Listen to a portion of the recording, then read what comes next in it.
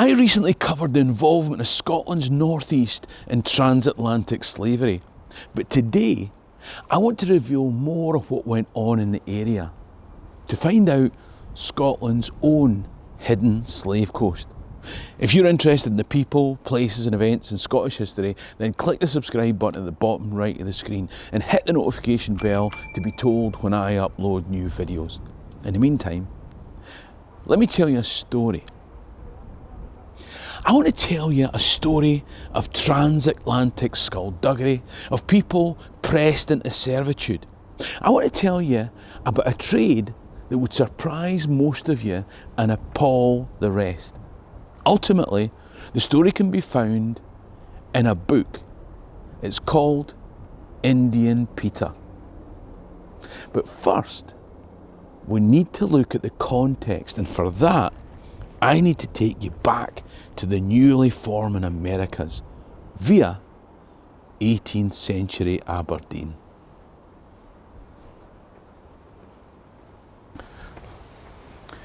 When I made a video about Aberdeen University and its connection to transatlantic slavery, we made some surprising discoveries. And the gates behind me featured in that. But there's more to Aberdeen's links with transatlantic servitude. And that's what I'm going to talk about today. A quick summary.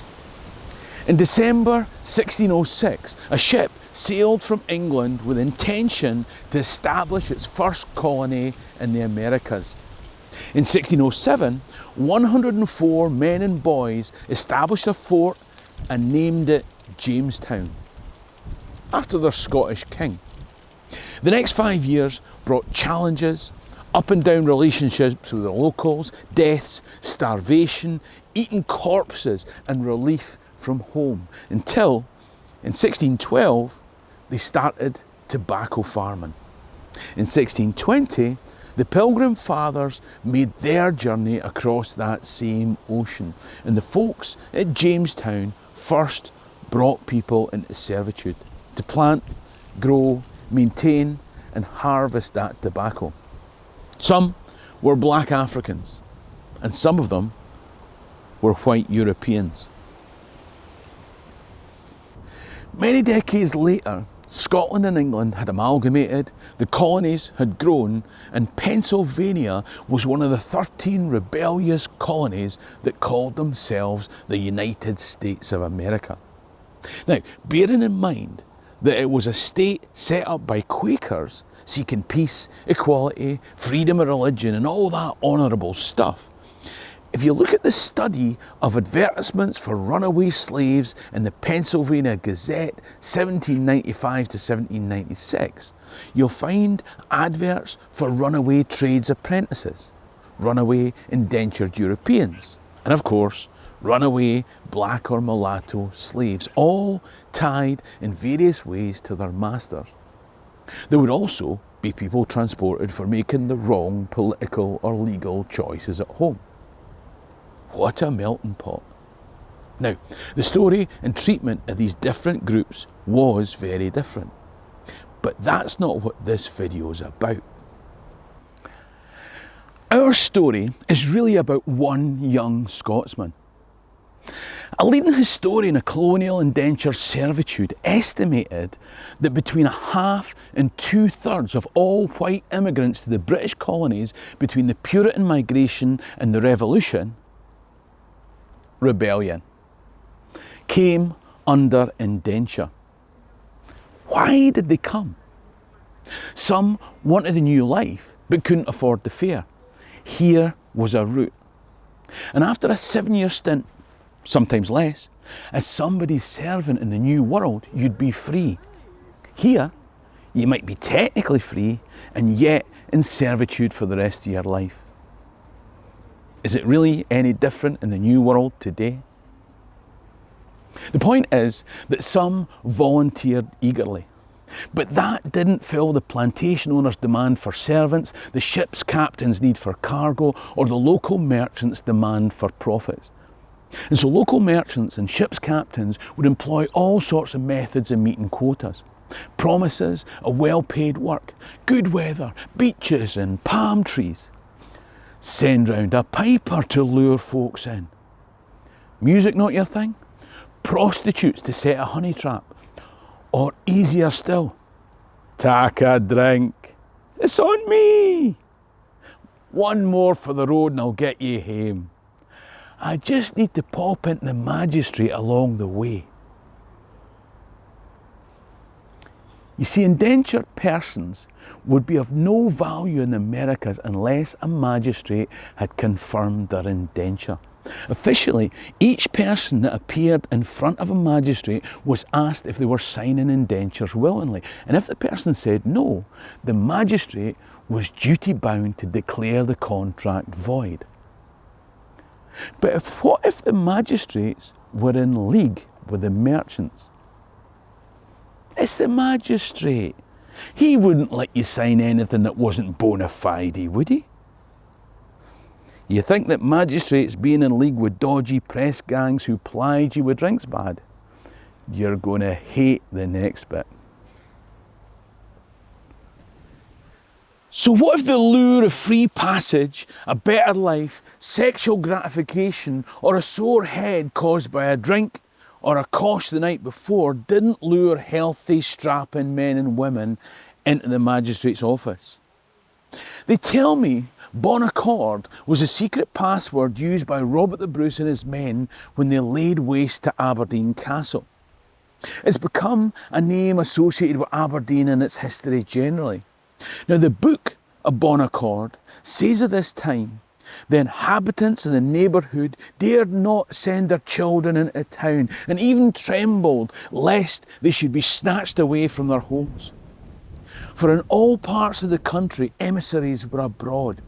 In the dead of night, children were taken by force from their beds where they slept.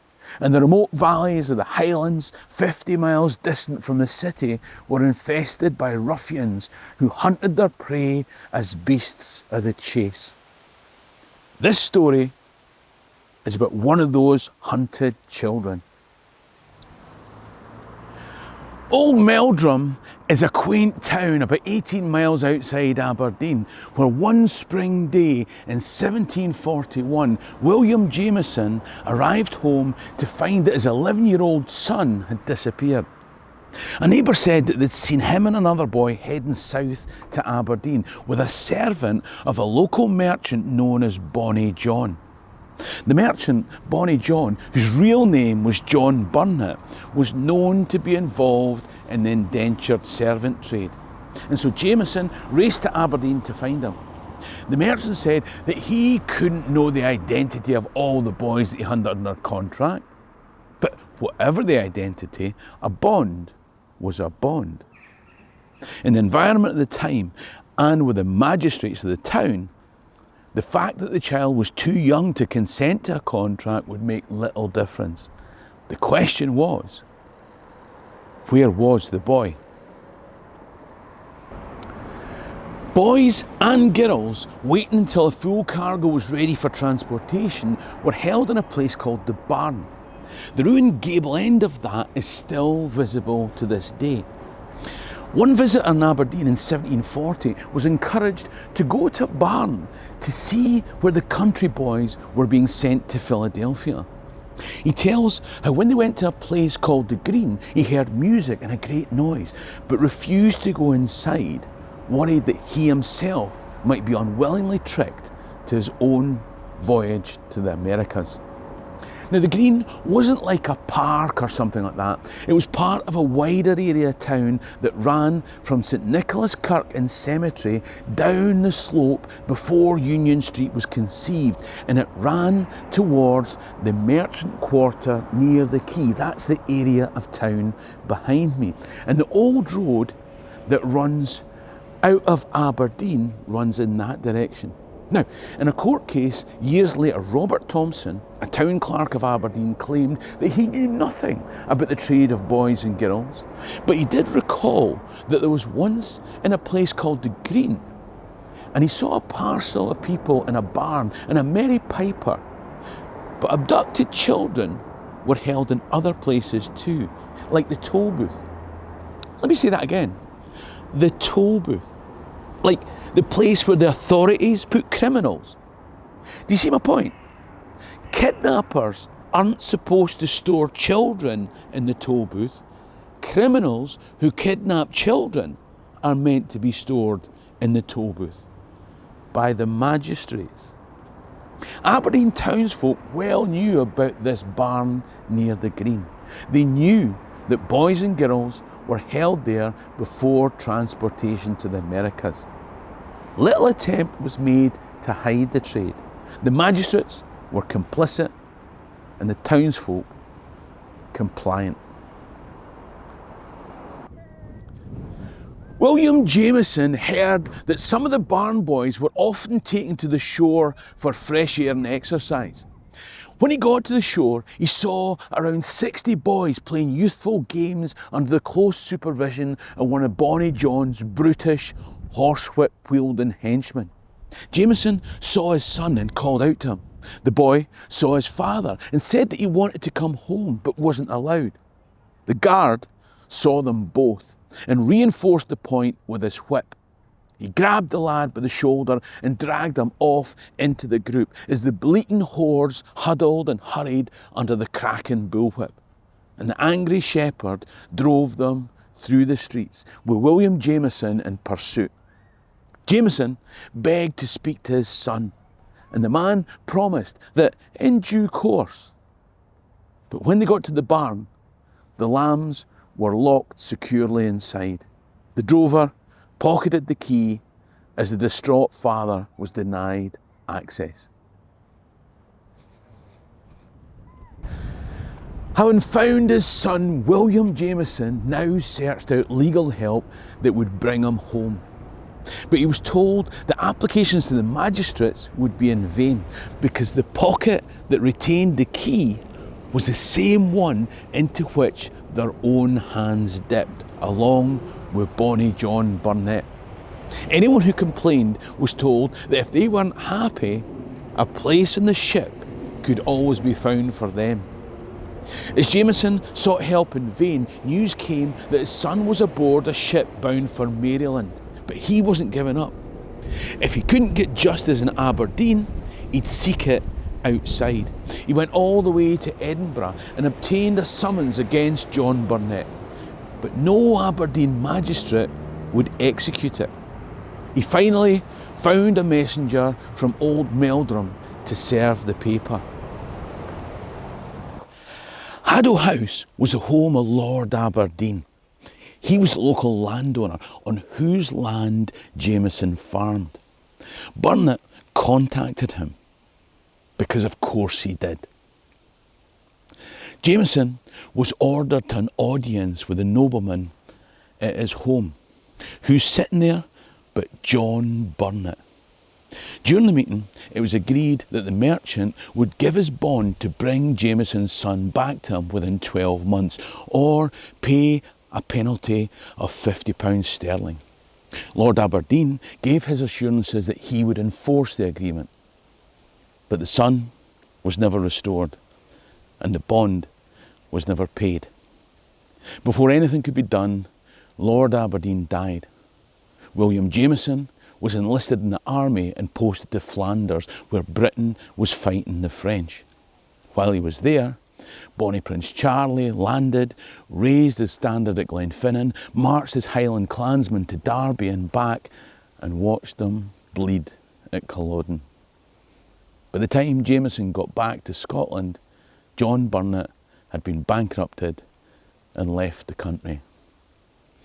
In the disposition given almost 20 years later, Jameson, elderly and living in Edinburgh, said that he did not know whether his son John is alive or dead and had no news since he was carried away from Aberdeen.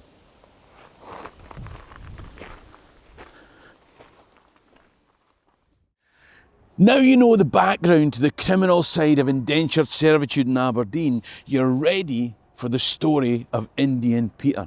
Now, when the story's filmed, I'll put a link top right, and until then, there's a playlist about some of the other aspects of involuntary servitude and slavery that went on in Scotland coming up on screen. If you click top right to become a Patreon member, you support the channel, but you also get first access to stuff and extra videos. Alternatively, buy me a coffee in the description below. Ha mín dóchas gyn be lama alive. Cheery and drasta.